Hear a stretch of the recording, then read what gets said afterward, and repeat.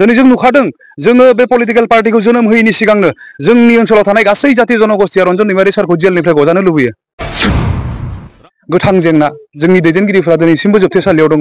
जोंनि लोगोफोरनि केसफोरा उइथड्र जायाखै। जोंनि बिटिसि हालामाव थानाय गोबां लाइमोनफोरा दिनै बेकार प्रब्लेमाव माने गोग्लैनानै दङ। जेबो माने बाथ्रायानो गैया, जेबो जाहोनानो थानो हाया। खारन बै समाव जोंखौ सापर्ट खालामोबा आर्मी पुलिसनि गुलि जानो गोनां जायोमोन, बुख्रुब जानो गोनां जायोमोन, जेलाव थानो गोनां जायोमोन। गोदान पलिटिकल पार्टिफोर जोनोम मोनो, बेयाव मोनथाम जाहोनखौ जोङो डाइरेक्टलि नुयो। जेराव जेंना थायो बेयावनो गोदान पलिटिकल पार्टिबो जोनोम मोनो। जेराव जारिमिन थायो बेयावनो गोदान आफादफोरबो जोनोम मोनो। जेराव सिमां थायो बेयावनो गोदान पलिटिकल पार्टि बा आफादफोर दिनै बुहुमाव जोनोम मोननायखौ जोङो जारिमिन महरै नुनो मोनो। थारैनो जोंहा बे मोनथाम जोंजों लोगोसे दङ। XNDP-नि जुजिनाय बा जोंजों लोगोसे दिनै बे मोनथामबो दङ। जोंहा जेंना दङ, गोथां जेंना। जोंनि दैदेनगिरिफोरा दिनैसिमबो जोबथेसालियाव दङ। जोंनि लोगोफोरनि केसफोरा उइथड्र जायाखै। जोंनि बिटिसि हालामाव थानाय गोबां लाइमोनफोरा दिनै बेकार प्रब्लेमाव माने गोग्लैनानै दङ। जोंनि हा हुनि गोबां जोंहा जेंना दङ। बेबायदि गोथां जेंनाफोर जोंजों थानायखाय जों गोदान मोनसे पलिटिकल पार्टि दिनै जों जोनोम होदों। आरो मोनसेया जाहैबाय जोंहा जारिमिन दङ। 34 बोसोरनि मोनसे दुखुनांथावना आरो गिख्रंथाव मोनसे जारिमिन। जाय जारिमिनखौ दिनै जोंहा नायफाफिननांगौनि गिदिर बिबान दङ। दिनै बे जारिमिनाबो जोंहा थानायखाय दिनैनि दिनाव गोदान मोनसे पलिटिकल पार्टि जोनोम मोनदों। आरो जोंहा सिमां दङ। जोंनि लाइमोनफोरखौ लानानै जोंनि मुंख्लंफोरा जि थै जिउ बावबाय, बिथांमोना जि हास्थायनानै गावनि थै आरो जिउखौ होनानै गालांबाय जोंनि हानि थाखाय, जोंनि हारिनि थाखाय, जोंनि ओनसोलनि थाखाय, मानसिनि थाखाय, बेखौ दिनै जोङो कन्टिनिउ खालामनायनि मोनसे गोथार जोंहा सिमां दङ। बेवहाय दिनै जोङो बे मोनसे रिजनेल पार्टि जोनोम होनो मोननानै थारैनो जोङो गोजोननाय मोनदों। बे होनब्ला बर' जाथिल' नङा, जोङो आसामाव थानाय गासै जाथि जनगोष्ठीया लोगोसे नांनानै बे हाथियारनि दावहाखौबो खालामदोंमोन। दिनैसिमबो जोंजों लोगोसे राभा सम्प्रदायनिफ्राय दङ, दिनैसिमबो जोंजों लोगोसे गार' सम्प्रदायनिफ्राय दङ, दिनैसिमबो जोंजों लोगोसे कार्बि सम्प्रदायनिफ्राय दङ।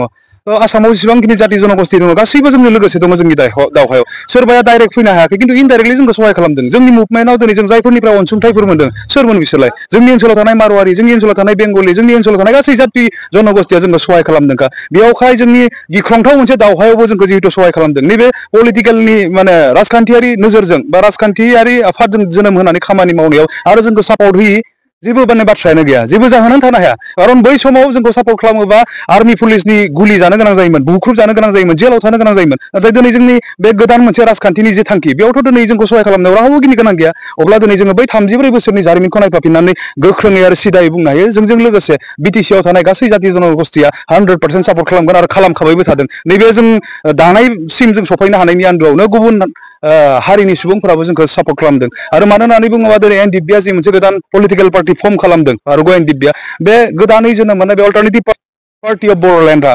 मोजां मोनसे थांखि लानानै गासैबो हारि माहारिखौ बोननानै जोङो राजखान्थिखौ जों आवगायलांनो नागिरदों। स्पेसियेलि मोनसे बाथ्रा आं दिनै मिडियानि गेजेरजों बुंनो हास्थायदों। बिटिसि होननानै बुङोबा 75% एसटि रिजार्भ, 25% जेनेरेलफोरनि थाखाय। बेयाव जोंहा 40टा समस्ति दङ, 30टाया एसटिफोरनि थाखाय, 10टानि मोनबाया जेनेरेल, मोनबाया अपेन। आरो बे जिनिसखौ हमथाबनानैनो नैबे अल्टारनेटिभ पार्टि अफ बर'लेण्डआ जों आवगायगोन। आरो बे जोंनि जि रिजार्भेसन माने पलिसि बा भारतनि संबिधाना जोंनो बिटिसिआव जिबायदि होबाय, बे मोन्थायखौ लानानैनो जों गासै जाथि जनगोष्ठीखौ लाफानानै आवगायगोन। आरो बे बयखौबो लानानै आवगायनाय मोनसे पलिटिक्सआव जों बयनिबो सहायखौ मोनगोन होननानै जोङो फोथायदों। बोहैथि बोसोरनि सेप्तेम्बर अक्ट'बराव बे बिटिसिनि इलेक्सना जानायनि इसाराफोर नुनो थाङो। बेवहाय गोदान आफाद हिसाबै नोंथांमोनाबो बाहागो लाबोनांगौ। ओरैनो पलिटिकेल पार्टिया जुदि इलेक्सनाव बाहागो लायाबा बियो जेबो ओंथि गैया। फैबाय थानाय जानो गोनां बिटिसिनि जि बिसायख'थि, बेयाव जोङो 40टायावबो जोङो केन्डिडेटफोर होगोन आरो जोङो बादायगोन। आरो जोंहा फोथायनाय दङ जोङो मेजिक नाम्बार लानानै जोङो बिटिसिआव सरकार जों गठन खालामगोन। आरो मोनसे बाथ्रा दिनै आं नोंथांमोननि गेजेराव बुंनो हास्थायदों, जे उदालगुरियाव स्पेसियेलि रिहन दैमारि, त्रिदिप दैमारि बिथांमोना जोंखौ बिजेपिनि बि टिम होननानै बर' गामि गामि थांनानै बुंगासिनो दङ।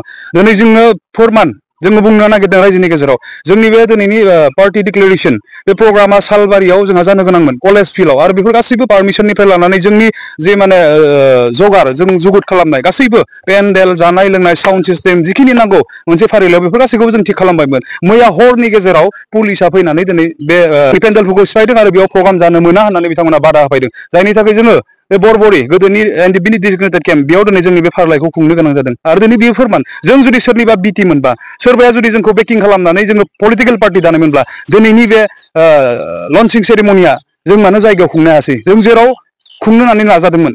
थ' बेवहाय जों माखासे दैदेनगिरिफोर जायफ्रा जोंखौ गाज्रि मुं सुनानै माने जोनोम जानाय समावनो जोंखौ एबनर्माल खालामना दोननो नागिरदों, जोंखौ सिफायनो नागिरदों। दिनै बिथांमोनखौ जोङो गोरा गोख्रोङै बुंदों, जोङो खुनु सोरनिबा थुनज्लायनायाव बा सोरनिबा बेकिं लानानै जोङो सोरनिबा सापर्ट लानानै जों बे गोदान मोनसे पलिटिकेल पार्टिखौ जों जोनोम होआखै। आरो स्पेसियेलि अदालगुरिनि रायजो राजाफोर जायफोरा दिनै बेबायदि दैदेनगिरिनि बाथ्राफोरखौ खोनादों, बिथांमोना जोंखौ बिजेपिनि बि टिम होननानै बुंदों। बिजेपिनिफ्राय कोटि कोटि थाखा लानानै गोदान मोनसे पलिटिकेल पार्टि जोनोम होनो नागिरबावदों होननानैबो बिथांमोना डाइरेक्टलि जोंखौ बुंदों। बेवहाय जोंहा प्रुफ थानायखौ जों बुंदों दिनै मिडियानि गेजेरजों। नोंथांमोना जोंखौ बिदि नंखाय बाखाय बाथ्रा बांसावनायनिफ्राय गोजानाव थानांगौ। मानो होननानै बुङोब्ला दिनै जों मोजां मोनसे थांखि, जाय जेंनाखौ दिनै जों सुफुंनो, जाय थांखिखौ दिनै जोङो मावफुंनो थाखाय गोदान मोनसे पलिटिकेल पार्टिनि जोनोम होदों, बेयाव जोंखौ गाज्रि गाब होनानै जेबो मुलाम्फा गैया। रायजो राजाखौ मा खावलायनो सानो? थारैनो रायजो राजाफोरखौ जोङो बे समाव खावलायगोन, जोंनि मोनफ्रोमबो थांखि बिथांखियाव रायजो राजाफोरा जोंजों लोगोसे हेफाजाब होनांगोन। दिनै जों नुखादों, जोङो बे पलिटिकेल पार्टिखौ जोनोम होयैनि सिगांनो जोंनि ओनसोलाव थानाय गासै जाथि जनगोष्ठिया रन्जन दैमारि सारखौ जेलनिफ्राय गजानो लुबैयो। दिनै बे जोंनि मोनसे गोदोरथार थांखि। बेजों लोगोसे जोंनि 64 जन NIA नांनानै दिनैसिमबो जोबथेसालियाव दङ। जाय बिमा बिफाया बोराय बुरै अबस्था समाव गावनि गथ'खौ जेलनिफ्राय फैसिगोन होननानै नेनानै दिनै मेंनानै दङ, बिथांमोनखौ जों दिहुनबोनो थाखाय जों जुजिगोन। खारन बिथांमोनखौ लाखिनाया दिनै पलिटिकेल पावारासो हमथानानै दोनदों। बेवहाय रायजो राजाफ्रा जोंखौ अनसायखादों मोनसे बेलायाव।